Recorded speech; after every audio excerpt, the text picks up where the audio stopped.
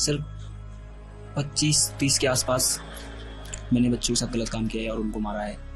किसी के घर में, जैसे घर में या झुग्गी पे बाहर रोड पे बच्चा सो रहा होता था अपनी मम्मी के साथ, उनको उठा लेता था साथ, उनको उठा के खेतों में ले जाता था, दूर कहीं या जंगल होता था सब, वहाँ ले जाके उनके साथ गलत काम करता था। जब वो चिल्लाते थे तो मैं उन्हें पहले मार देता था, फिर उसके बाद मैं उनके साथ गलत काम करता था। मतलब तुम एक वो रात के अंधेरे में निकलता था और 2 साल से लेके 12 साल तक के बच्चों को अपना टारगेट बनाता था। बच्चे सोते होते थे अपनी माँ के पास, अपने बाप के पास, अपने घर में। वो चुपके से बच्चों को जाके उठाता था और मुंह दबा के उसको लेके निकल जाता था और किसी सुनसान इलाके में ले जाके उनकी गला दबा के हत्या कर देता था और उनको मारने के बाद दरिंदगी की सारी हदें पार करता था और उनके साथ शारीरिक संबंध बनाता था और मरे हुए बच्चे के लाश के साथ वो रेप करता था। इस घटना ने पूरे देश ही नहीं पूरी दुनिया को हिला दिया था। जिसने भी इस घटना के बारे में सुना उन सब का दिल दहल गया और उनके पैरों के तले से जमीन खिसक गई। एक ऐसा शातिर दरिंदा जिसने वहशीपन की सारी हदों को पार कर दिया और इंसानियत को शर्मसार कर दिया। वो अपना शिकार बच्चों को बनाता और उनके साथ दरिंदगी करता और फिर उनको मार के कहीं सुनसान इलाके में फेंक के चला जाता। वो धीरे धीरे करके 35-40 बच्चों को अपना टारगेट बना चुका था और वो बहुत ही शातिर तरीके से घटना को अंजाम देता था, जिससे दिल्ली के लोग बहुत ही डरे सहमे हुए थे। इलाके में बिल्कुल शाम को सन्नाटा हो जाता और सारे बच्चे अपने घर में हो जाते और सबको डर लगा रहता कहीं उनका बच्चा ना गायब हो जाए। और कई राज्यों की पुलिस इसको ढूंढने के लिए लगा दी गई थी। पुलिस की कई टीमें लगी हुई थी, बड़े से बड़े अधिकारी भी इसमें लगे हुए थे, बट वो उनके हाथ नहीं लग रहा था।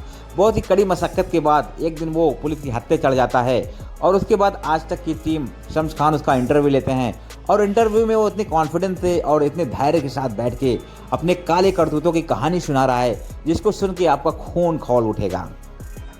मैं उन्हें मार के उनके साथ करता था सर। बच्चे कभी गिड़गिड़ाते थे छोड़ दो मुझे, ये मौका ही नहीं दिया तुमने? रोते थे सर, चिल्लाते थे छोड़ दो तो मैं उन्हें मार देता था। और फिर वो आगे बताता है कि जब वो बच्चों को पकड़ के जंगल में ले जाया करता था, जंगल में जाने के बाद बच्चे रोने लगते थे, बिलखने लगते थे और उससे रहम की भीख मांगते थे। उसके आगे गिड़गिड़ाते थे बच्चे कि मुझे छोड़ दो, मुझे जाने दो, बट उसके दिल में जरा सा भी रहम नहीं आता था और वो दरिंदगी की सारी हदें पार करते हुए बच्चों का गला दबा के उनको वहीं मार देता था। मारने के बाद उनके साथ दरिंदगी करता था और ये घिनौनी घटना को अंजाम देता था।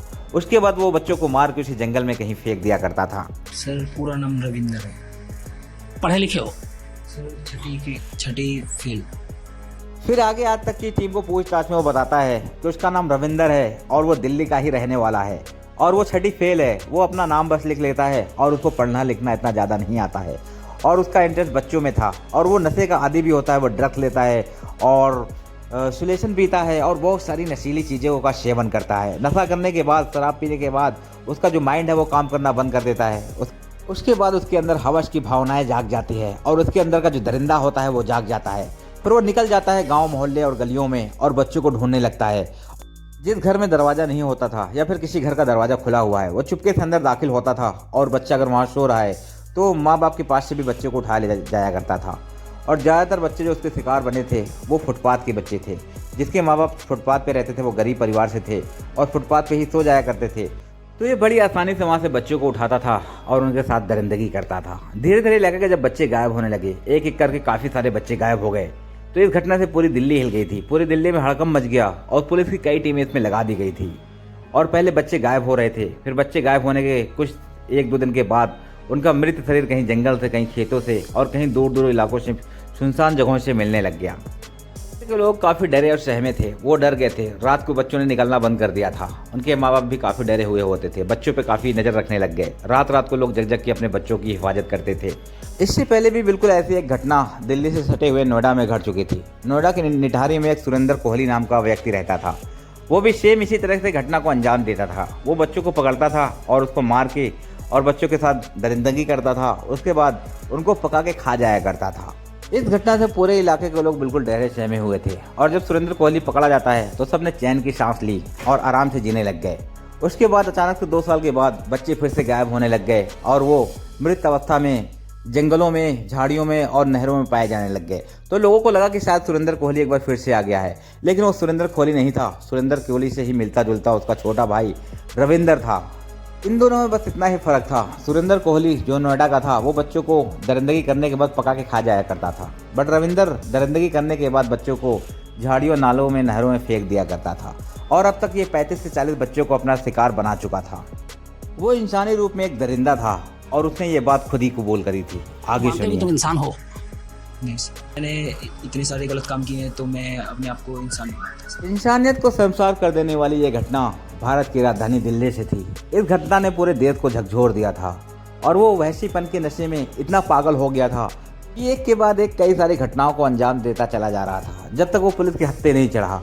दरिंदगी का भूत इस तरह से उस पर सवार था कि उसे अच्छे और बुरे में फर्क नजर नहीं आ रहा था। जब उससे पूछा गया कि तुम अगर अपने परिवार के साथ, तुम्हारे परिवार का कोई बच्चा होता, क्या तुम उसके साथ भी ऐसा ही काम करते? घर पे बताया जाए लेकिन तुम फर्क करते कि ये अपने खानदान का बच्चा है और वो दूसरा बच्चा इसलिए छोड़ देते हैं, करते, या उनके साथ भी तुम यही करते? उनके साथ भी सर यही करता मैं। ये आसपास के इलाकों में घूम घूम के अलग अलग घटनाओं को अंजाम दे रहा था और 1-2 महीने काम करता। जब उसके पास दारू खरीदने के पैसे हो जाते तो फिर किसी इलाके में वो निकल जाता और वहाँ जाके बच्चों को टारगेट बनाता। पहले तो ये दिल्ली में ही आसपास के इलाकों में घटना को अंजाम दे रहा था, लेकिन एक दिन नोएडा के सेक्टर 76 में एक मृत लड़की पाई जाती है। उसके शरीर पे एक भी कपड़े नहीं थे और उसको बड़ी बेरहमी से मार दिया गया था। बाजार से वो लड़की आ रही थी और मैं जा रहा था। सुनसान रास्ता था, 10-11 बजे का टाइम था। वो लड़की अकेली आ रही थी उधर से सामान लेके और वहाँ पे खेत आएंगे काफ़ी सारे और जुआर हो रही थी। उस टाइम पे गर्मी का टाइम था। तब मैंने उस लड़की को, वहाँ पे कोई नहीं था, मैंने उस लड़की को पकड़ के जुआरों के अंदर ले गया।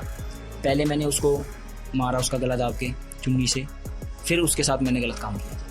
ये अब तक का सबसे शातिर हैवान और खतरनाक किलर था जो पहले अपने शिकार को पहले मार देता था और जो शिकार इसके होते थे ओनली बच्चों और लड़कियों को शिकार अपना बनाता था और उनको पहले मारता था। उनकी गला दबाकर हत्या करने के बाद उनकी लाश के साथ दरिंदगी करता था और उनसे रेप करता था।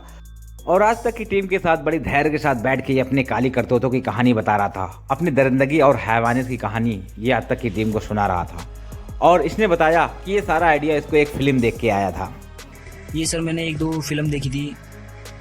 उस फिल्म में ऐसा ही करता था वो बच्चों के साथ। पहले उनके साथ गलत काम करता, वो चिल्लाते थे, रोते थे तो उन्हें पहले मार देता था, फिर उनके साथ गलत काम करता था। इस घटना ने पूरे देश को झकझोर दिया था और इसने कम से कम 35 से 40 बच्चों को अपना शिकार बनाया हुआ था। और इस तरह के इंसान रूपी भेड़िए कभी कभी हमारे बीच बैठे होते हैं। इंसानी मुखौटा पहने हैवान जो होते हैं उनको पहचानना बहुत ही मुश्किल हो जाता है।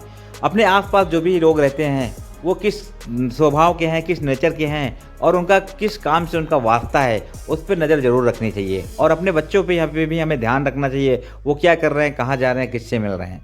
इस घटना के बारे में आप लोगों की क्या राय है, कमेंट में ज़रूर बताइए। वीडियो अच्छी लगी हो तो लाइक कर लीजिए और अगर चैनल पे आप नए हैं तो सब्सक्राइब कर लीजिए। ऐसी बहुत सारी वीडियोज आपको मिलती रहेंगी, सच्ची घटनाएं आप तक पहुंचती रहेंगी।